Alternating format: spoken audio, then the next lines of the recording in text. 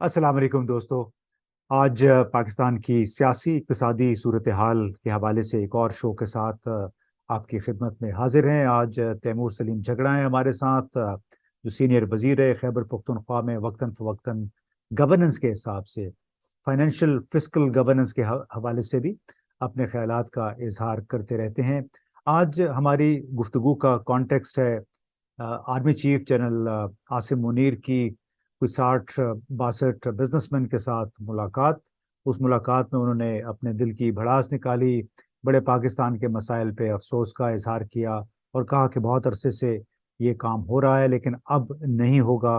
वो ये मुसम्मम इरादा करके आए हैं कि पाकिस्तान के हालात को बेहतर करना है, बिजनेस कम्युनिटी को भी उसमें अपना हिस्सा डालना होगा। इसके साथ सियासतदानों, उन्होंने जो हमने सुना है मुख्तलिफ पोस्टों के जरिए आया है कि उन्होंने तमाम सियासी जमातों को भी इंतहाई करप्ट, उनके बड़े लीडरों को करप्ट करार दिया है। उसमें कई बातें, उसमें कोई शक नहीं है, लेकिन एक अलबत्ता इस मुलाकात के जरिए जनरल बाजवा के साथ भी कुछ 40-45 बिजनेसमैन की मुलाकात की याद ताज़ा हो गई।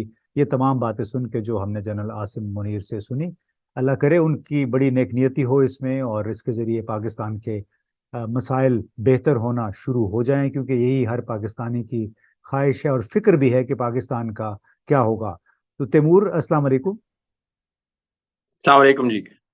आपने ये इब्तदाइया तो सुन लिया। अब इस कॉन्टेक्स्ट में मैं आपसे जो असल बात आज जिस मकसद के लिए हम इकट्ठे हुए हैं वो ये था कि पाकिस्तान का जो गवर्नेंस, जो हमारी मशीनरी है, इतनी भारी मशीनरी है गवर्नेंस की, उसमें फिर सरकारी मुलाजमीन, उनकी तनख्वाहें, उनकी पेंशन्स, वो कितना बड़ा फैक्टर बन गया है पाकिस्तान के मालियाती मसाइल या मालियाती बहरान में। तो इस सवाल के जवाब से पहले आप अगर चाहें तो जनरल आसिम मुनीर ने जो बातें की बिजनेस कम्युनिटी से, उस पर भी मुख्तसर सा आप कर दीजिए तबसरा। Thank you Imtiaz.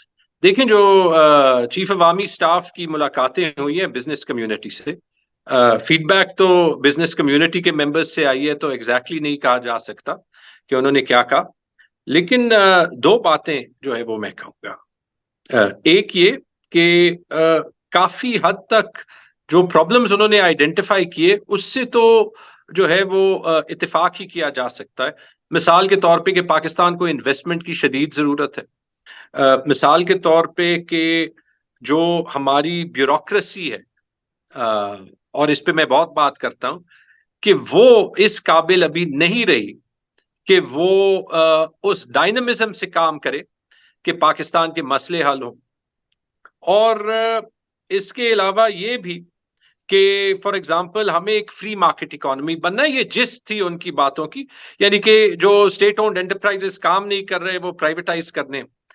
जो बड़ा सवाल है वो ये है कि आया एक केयर टेकर हुकूमत या सिर्फ मिलिट्री के एफर्ट से ये सब कुछ हो सकता है। तारीख हमें बताता है कि इसके बावजूद कि तीन बड़े क्लियर कट मिलिट्री रूलर्स रहे, कि पाकिस्तान में अथॉरिटेरियन रूल ने काम नहीं किया। और अगर ये काम करना है और ये काम सारे करने बड़े जरूरी हैं, तो वो तभी हो सकते हैं जब पाकिस्तान में कॉन्स्टिट्यूशन की हुक्मरानी हो।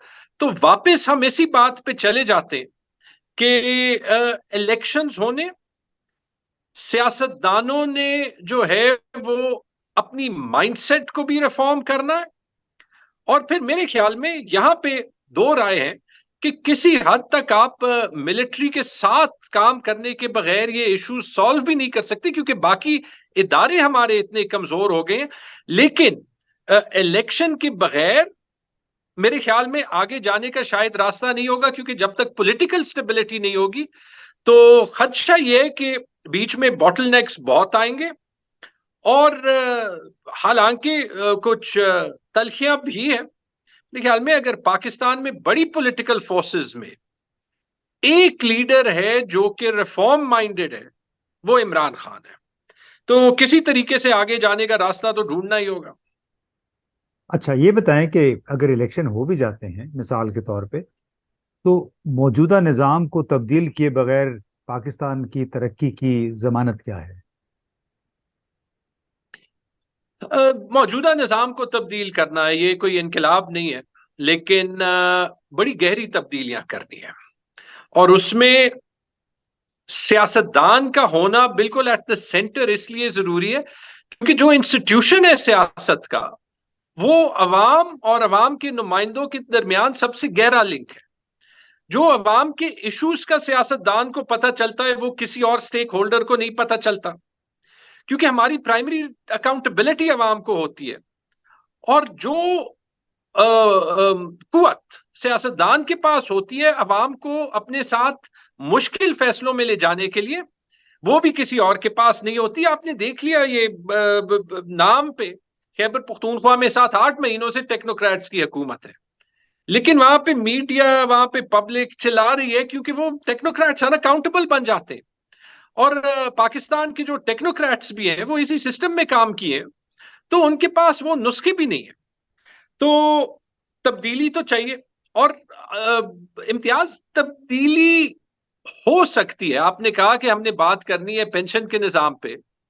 खैबर पख्तूनख्वा एक छोटे से सूबे ने जब पेंशन का निजाम तब्दील किया, सिविल सर्विस की बहुत सी ऑपोजिशन के बावजूद किया, अपने 5वें साल में किया, और आज वो सक्सेसफुली चल रहा है, वो आपको दो चीजें दिखाता है। एक कि जो एग्जिस्टिंग हमारा फिस्कल मॉडल है, इक्तिसादी मॉडल है, वो काम नहीं कर सकता। और दूसरी ये कि बड़ी तब्दीली आ जरूर सकती है, मुश्किल है, लेकिन अगर आज मैं छुपा हुआ हूं फॉर एग्जाम्पल, तो मैं पेंशन के रिफॉर्म की वजह से नहीं छुपा हुआ। जो हमारा एक कमजोर पॉलिटिकल कल्चर है उसकी वजह से जरूर जो है वो थोड़ी सी दिक्कत पेश आ रही है, इंशाल्लाह वो खत्म जरूर हो जाएगी। अच्छा, ये बताएं कि एक मिसाल लोगों को समझाने के लिए कि हुकूमत की बड़ी गवर्नेंस मशीनरी कितने माली वसाइल खाती है, कितने गैर जरूरी लोग उसमें हैं, मुख्तसर सी एक मिसाल दीजिए जिससे वाज़ेह हो कि जहाँ पे अगर आपको 4 लोग चाहिए आपने 40 रखे हुए हैं। जब आप ये देख लें कि जब आप वफाकी और सूबाई हुकूमतों को मिलाएं तो कुल बजट मिलके कोई 22-23 हजार अरब रुपए बनते हैं, ठीक है। और इसमें अगर आप तनख्वाह और पेंशन की डायरेक्ट अदायगी जो है वो आप ले लें, तो वो आपके पास कोई 7 से 8 हजार अरब रुपए जो है वो बनते हैं, ठीक है। यानी कि और फिर उसके अलावा जो आपकी डेट सर्विसिंग है वो 7 से 8 हजार अरब रुपए, तो 14 हजार अरब, 15 हजार अरब रुपए डेट सर्विसिंग, तनख्वाहें और पेंशन, ठीक है। जब आप कुल अपनी टैक्स और नॉन टैक्स आमदनी मिलाएं तो ये कोई 13 हजार अरब रुपए है। यानी कि आप इस हालत पे पहुंच गए हैं कि आप वफाकी और सूबाई टैक्स कलेक्शन मिला लें तो आप कर्जे की अदायगी और तनख्वाह भी नहीं पूरी कर सकते। ये इस पे मैंने पूरा एक मजमून लिखा और ये एक फैक्ट है। अब इसमें इशू ये है कि जो हमारी लीडरशिप होती है, चाहे वो पॉलिटिकल लीडरशिप हो चाहे वो मिलिट्री लीडरशिप हो, उनको जो फीडबैक भी आती है अपने एक्सपर्ट से, वो भी ये हकाइक नहीं बताती। अब जो फीडबैक अभी सारी इंटरिम हुकूमत को जा रही होगी फॉर एग्जाम्पल, वो कहीं ये नहीं कहेगी कि आपके पास कोई खैबर पख्तूनख्वा में 5 लाख, टोटल कोई 60 से 70 लाख मुलाजिम जो है वो वफाक में है, और अगर आप उनकी प्रोडक्टिविटी देख लें तो वो मतलब 5वां हिस्सा भी नहीं है। जैसे आपने कहा, आप एक जो है वो सेक्शन ऑफिसर ले लें एक डिपार्टमेंट में, एक सेक्शन ऑफिसर के पास एक अकाउंटेंट, एक कंप्यूटर ऑपरेटर, एक सीनियर क्लार्क, एक जूनियर क्लार्क, एक नायब कासिद, एक ड्राइवर, और पता नहीं 2-3 स्टाफ और जो है वो होता है। ये रूल्स में है और ये अंग्रेजों के वक्त से आ रहा है, किसी ने तब्दील नहीं किया। और इसकी वजह से जो मसले होते हैं, जैसे मैं अगर आपको अपनी मिसाल दे दूं, जब मैं फाइनेंस डिपार्टमेंट चला रहा था तो हमारे पास 5-6 हमेशा बड़े जबरदस्त लोग होते थे मुख्तलिफ लेवल्स पे, और वो दिन रात काम करते थे। लेकिन जो बाकी फाइनेंस डिपार्टमेंट में 495 लोग थे, और ये कोई जो है वो किसी सियासी हुकूमत ने भर्ती नहीं किए, ये बस सिस्टम का हिस्सा है। 10 additional secretaries, 40 deputy secretaries, sorry 40 budget officers, फिर उनके नीचे ये सारा अमला। ठीक है, ये ये तो सिस्टम का ये हिस्सा में जी काम 10% भी नहीं करते। जी बिल्कुल, ये तो एक आप बात। ये सोचें कि जब आपके टैक्स के पैसे से एक तनख्वाह के बजाय 10 तनख्वाहें दी जा रही हैं, तो वैसे उन लोगों के पास कुछ करने का भी नहीं होगा, तो वो अपना टाइम गुजारते हैं काम रोकने में, ठीक है। और काम अब एक्चुअली स्लो हो जाता जी, तो सही है। अब इस सूरत हाल को सामने रखते हुए, अब आर्मी चीफ का अगर आप बयान सुने जो कि इनडायरेक्टली हमारे पास आया है, वो यही है कि फौज के पास कुव्वत है। ये वजारतों के दरमियान, सरकारी इदारों के दरमियान, सूबों के दरमियान एक पुल का किरदार अदा कर सकती है, यानी ताकत का इस्तेमाल करते हुए वो जो कुव्वत है उसके पास। तो वो कुव्वत तो है, उसके बावजूद अगर इन बड़े मसाइल को सामने रखें, तो फिर क्या वाकई फिर फौज या फौजी फार्मूला जो है मौजूदा सूरत हाल में पाकिस्तान को इक्तसादी बहरान से निकालने के लिए वो कारगर साबित हो सकता है? है। इम्तियाज, मैं और शायद हमने भी इस पे पहले बात की है, मिलिट्री लीडरशिप का पाकिस्तान के बाकी इदारों के कमजोर होने की वजह से एक out of the box role कहीं कहीं तो अदा करना पड़ता है। मैंने आपको दो चीजों की पहले भी मिसाल दी थी। कोविड में जो भी रिस्पांस था हमारी गवर्नमेंट में, वो सिविल गवर्नमेंट ने और फौज ने मिल के किया। बहुत सी चीजें हमने ऐसे की जहां पे ब्यूरोक्रेसी के पास इंप्लीमेंटेशन कैपेसिटी नहीं थी, और जो किरदार हमारे साथ फौज ने अदा किया था, उसकी वजह से ही हम बहुत कुछ जो है वो कोविड रिस्पांस में कर सकते थे। दूसरी चीज, फाटा में आप ले लें।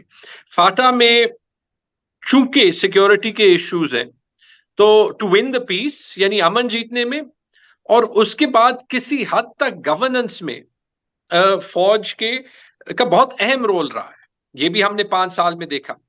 लेकिन फिर आप ये भी देख लें कि जो कबायली अजला में जो मूवमेंट बाद में शुरू हुई है, जब सियासतदान अपना रोल नहीं अदा करते, तो उसका फोकस भी फौज बन जाती है, जो कि गलत है। तो इसलिए अगर आपके सवाल का जवाब देते हुए, उनका एक रोल जरूर हो सकता है, लेकिन मेरे ख्याल में ये डेमोक्रेटिक प्रोसेस के बगैर, आइन के बगैर, और एक डेमोक्रेटिक हुकूमत के बगैर जो है वो नहीं हो सकता। क्योंकि आपको वो पॉलिटिकल रिप्रेजेंटेशन भी चाहिए जो कि एक्चुअली लीड करे, अवाम के सामने इसका फेस हो, अवाम से फीडबैक ले, तो तब ये हो सकता है। और दूसरी चीज ये, और चूंकि इस क्राइसिस में बड़ा टाइम मिला है, हमें चाहिए बहुत से मजबूत इदारे, और फौज उसमें शायद सबसे अहम है, शायद सबसे अहम में से एक है।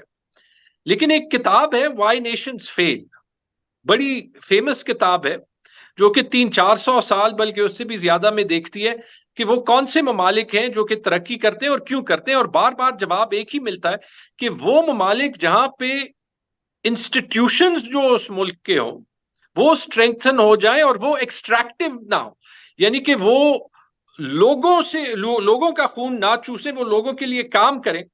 तो इट मींस के पार्लियामेंट, अदलिया, फौज, police, even a free media, bureaucracy, सियासतदान, हम चूंकि अपने सियासी और डेवलपमेंट जर्नी में डिसरप्शंस इतने ज्यादा करते हैं, तो ये बाकी सारे इदारे ग्रो नहीं करते। ये ग्रो करेंगे तो सियासतदान भी शॉर्ट टर्म नहीं देखेगा, मीडिया भी शॉर्ट टर्म नहीं देखेगा, पार्लियामेंट भी जो है वो फोकस कर सकेगा। और इसलिए बड़ा जरूरी है, मैं बार बार आता हूं, हम जो भी सवाल करेंगे, अगर हमें इकोनॉमिक स्टेबिलिटी चाहिए जिससे बड़ा चैलेंज है नहीं, तो उसका सबसे अहम जो 90 दिन में election, free and fair election, और एक ऐसे पॉलिटिकल प्रोसेस जिसमें पाकिस्तान में हर पॉलिटिकल पार्टी के लिए जगह हो, और उसमें सबसे सारे फहरिस्त वो पॉलिटिकल पार्टी आती है जिसका लीडर इमरान खान पूरे पाकिस्तान में सबसे मकबूल या सबसे एक्सेप्टेड लीडर है। और इसमें अफसोस के साथ मेरे ख्याल में जो एक बड़ा नेगेटिव रोल अदा किया है, साफ बात करनी चाहिए, वो है पीएमएलएन की लीडरशिप ने, कि अपनी डूबती हुई किश्ती को बचाने के लिए स्टेट को और पीटीआई को भी आमने सामने किया, और 16 महीने झूठ बोल के निकलने के 7 दिन बाद जो है वो फिर केयर टेकर गवर्नमेंट और काकड़ साहब को जो है वो ये अभी एक नसीहतें दे रहे हैं कि आप जो है वो बिजली की कीमतें कम करें, आवाम को रिलीफ दें। और मैं अभी आज सुबह बल्कि देख रहा था कि ख्वाजा आसिफ साहब शाहजेब खान ज़ादा के प्रोग्राम पे कह रहे हैं, बेसिकली वो कह रहे हैं कि हमने 16 महीने में कुछ नहीं किया, लेकिन हमारे पास नुस्खे सारे हैं। चले ये तो मेरे बहुत। ख्याल में बाय जी इटसेल्फ एक डिस्क्वालिफाइंग स्टेटमेंट होनी चाहिए, जी कि अगर बिल्कुल। आपके पास नुस्खे सारे हैं तो आपने 16 महीने कुछ नहीं किया, ये तो दिखाते हैं कि आप you are not even fit for the job. जी बिल्कुल, आपने सही कहा। इन लोगों के, हमारी हुक्मरान जो अशराफिया है, इनके बहुत सारे अंदर के तजादात हैं। जब इक़्तिदार में होते हैं कुछ कहते हैं, इक़्तिदार से निकल जाते हैं वो कुछ कहते हैं। और बहुत बड़ी वजह पाकिस्तान के मुआशी समाजी इनतात की गालिबन ये मुनाफ़क़तें भी हैं, ये दोगलापन भी है। और असल मसाइल की तरफ तवज्जो दिए बगैर नाराबाजी बहुत होती है। और जैसे आपने कहा कि मसाइल का हल सिर्फ उसी सूरत में मुमकिन है जब सियासी इस्तेहकाम हो, तभी इक्तसादी तरक्की के लिए राह हमवार की जा सकती है, जब तमाम बड़े स्टेक होल्डर्स इकट्ठे हों। बहुत बहुत शुक्रिया तैमूर। Thank you.